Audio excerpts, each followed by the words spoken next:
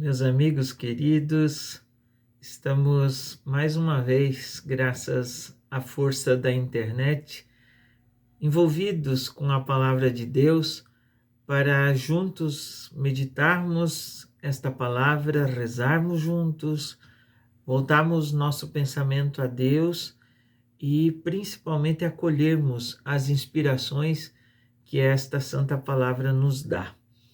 Estamos chegando praticamente ao final do capítulo 11 de São Lucas. Hoje é dia 19 de outubro. E nesse capítulo 11, versículos 47 a 54, Jesus usa duas vezes aquela invectiva chamada de ai de vós. É uma expressão própria dos profetas. Ele já usou com relação às cidades, se lembram? Já usou com relação às antíteses das bem-aventuranças, ai de vós os ricos, ai de vós os saciados, ai de vós que rides. Então, esses ais não são tanto uma ameaça, mas um convite, uma chamada de atenção, um pedido de conversão da parte de Jesus para aqueles que o recebem, para aqueles que o ouvem. E neste caso, nessa passagem, do versículo 47 ao 54, ele diz, ai de vós fariseus, e depois, ai de vós mestres da lei.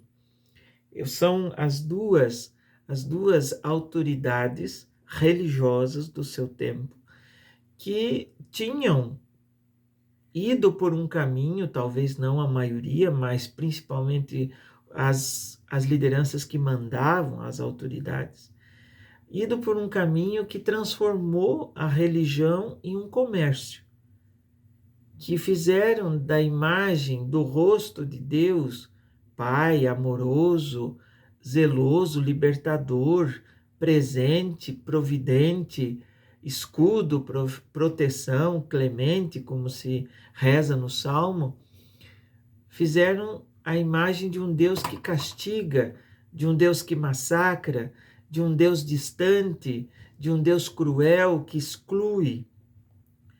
E essa não é a imagem de Deus, não é a imagem revelada para Moisés na sarça ardente, daquele que é Javé, não é a imagem do Deus que visitou Abraão, prometendo a ele a descendência, a fecundidade. Não é esse o Deus dos profetas, que é justo, que é pastor, que cuida da ovelha ferida, que cuida e procura aquela que está extraviada.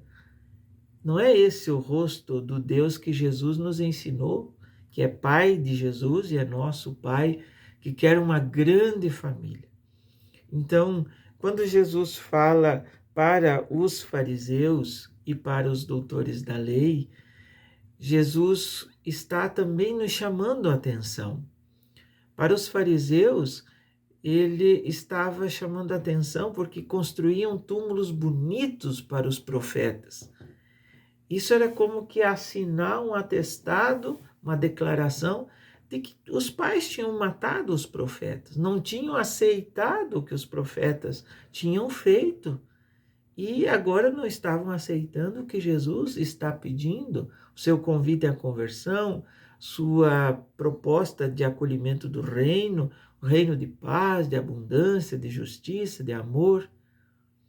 E para os doutores da lei, que eram os que tinham a autoridade para interpretar a Bíblia, eles dizem, vocês têm o conhecimento, mas vocês não multiplicam, não repartem, não distribuem. Então, nem vocês entram na dinâmica do reino, porque Jesus e as comunidades primeiras vão lendo o Primeiro Testamento e vão encontrando o fundamento da ação de Jesus. Jesus conhece a palavra nas suas minúcias, prova do que Lucas colocou hoje. Esse profeta Zacarias está lá no segundo livro das Crônicas. Então eles não aceitavam o que a palavra dizia e não deixavam que o povo conhecesse. porque se alguém quisesse interpretar a palavra, não podia. Por isso que daqui para frente o caminho de sentença fatal para Jesus já está aberto. O texto vai terminar dizendo assim: eles tentavam pegar Jesus em qualquer palavra que saísse de sua boca. Era na hora do ensinamento e da pregação. Esse é o texto, sabe, queridos amigos? Mas para nós cristãos fica assim um pensamento muito interessante, porque a forma como os fariseus e os doutores da lei agiam influenciava na vida das pessoas. E isso é uma realidade muito presente, porque o nosso jeito de ser, o testemunho de vida, influencia as pessoas. E hoje, mais do que nunca, as pessoas estão precisando de testemunho, testemunho concreto, testemunho que edifique. Então, assim como nós, quando damos um testemunho positivo, edificamos as pessoas e ajudamos a elas a seguirem no seu caminho de santificação, quando damos um testemunho contrário, equivocado, hipócrita, infelizmente, nós também estamos influenciando as pessoas. Por isso que nós precisamos ter presente a nossa vocação batismal, nossa vocação que nos coloca como profetas.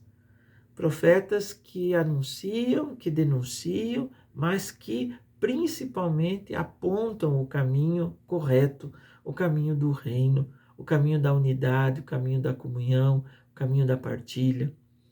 Nós que temos o privilégio de carregar a Bíblia não só embaixo do braço, mas principalmente no coração, somos convidados a mostrar nas páginas sagradas o quanto Deus nos ama, o quanto Deus nos quer bem. E se de fato somos imagem e semelhança dele, nós precisamos refletir na nossa conduta essa realidade. Se ele é amor, nós precisamos nos amar. Se ele é comunhão, precisamos construir esta comunhão. Se ele é paz, nós precisamos ser instrumento de paz. Se ele é luz, nós precisamos iluminar. Eu gostei muito de uma frase que eu li aqui, um parágrafo bem pequeno, rezando e preparando essa reflexão, essa partilha com vocês, que diz assim: a nossa vida afeta a vida dos outros. Não vivemos como se fôssemos uma ilha isolada, solitária de outras terras. Ainda que cada um seja responsável pela sua salvação, cabe a nós ajudar na decisão e nas escolhas pela própria salvação dos irmãos.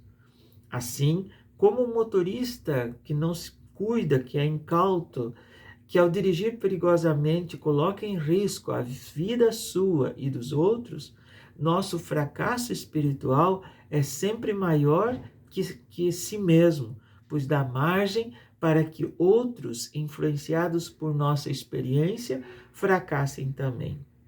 A vela que acendemos ilumina não só a nós, como os que estão ao nosso redor. No mesmo princípio, o fogo divino que abafamos em nosso peito deixa de aquecer corações que ao nosso lado padecem de frio. Então, por isso, meus amigos, lá, olhando a palavra, é um texto difícil da gente entender, mas a mensagem que está por trás dessa palavra é um convite a cuidarmos do nosso estilo de viver, de não ficarmos só no discurso, mas sim nas boas obras, porque é por ali que mostra a nossa convicção, o nosso estilo de vida.